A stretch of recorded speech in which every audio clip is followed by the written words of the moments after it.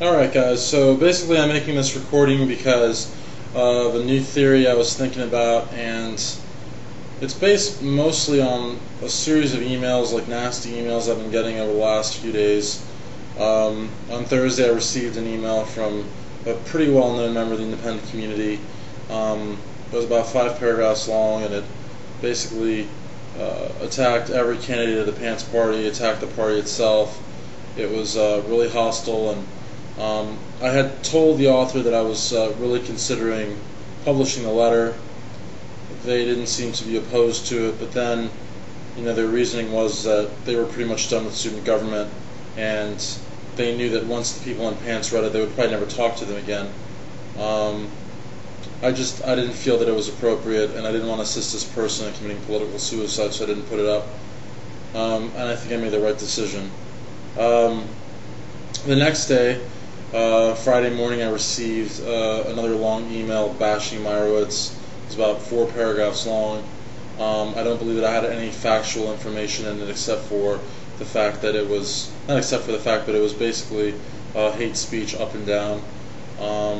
And what really troubled me is that the person that wrote this letter as well as the previous letter, in both cases they put their name. In both cases they had no problems with these letters being published. And quite frankly, it raises several flags, several questions for me, because the independents that have crossed over to Gator are not passionate about Gator. They're not, they don't believe in the party. They don't necessarily feel that the party's all that great. They just feel that they have their candidates are slightly more experienced, and that's about it. It doesn't really add up, because they're not passionate about Gator, but they are, however, very adamant about destroying Pants and making Pants look as silly as possible. And a lot of these independents that are writing me letters, whether or not they want them to be published or not, sound an awful like the anonymous people posting on the blog there that take pot shots at these Pants candidates. Now, I do agree with some of the anonymous posters that, questioning the experience of candidates isn't necessarily taking pot shots at them. That's just, placing an informed vote. But it cannot be denied that there have been some pretty nasty comments left on the blog there, and they have been done by people hiding behind anonymity. And I'm just making the case, or making the point, that the people that are leaving these anonymous posts sound an awful like the people sending me these emails.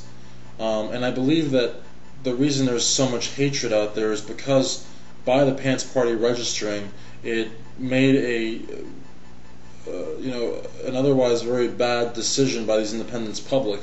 Because before the Pants Party registered, they could easily have said that they were getting involved because there was only one party, and because they were doing it so that they wouldn't, become isolated. So basically, if next summer,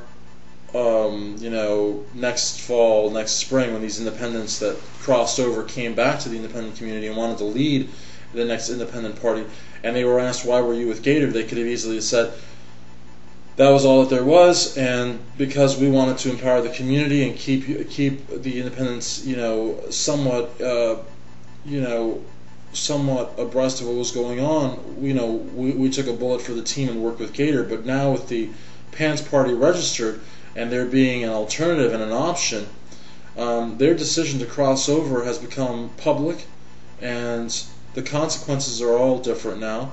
And I believe the Pants Party, by registering, severely foiled many of these people's ambitions of going to Gator, getting power, coming back to the independent community with that power, rallying the troops in the next election to get more power. And I think now they can't do that. And I think there's a lot of hatred from these turncoats against Pants, because had Pants not come around, they would have been able to cross over, taken a payoff, come back, led another independent party, and possibly doubled or tripled their investment. Another reason why I think a lot of the turncoat independents hate Pants is because when the independents left to Gator, they made a concerted effort in that they, as the leaders of the Action Party, believed that they were the motivated few, the experienced few, the well-connected few, and I believe that by leaving en masse, they figured that the independent community was now basically leaderless. and that even though there was discontent and dissatisfaction, and I use both of these terms loosely with the Swamp administration, independents would not be able to mount any form of resistance because their seasoned elite, their leaders, were effectively gone.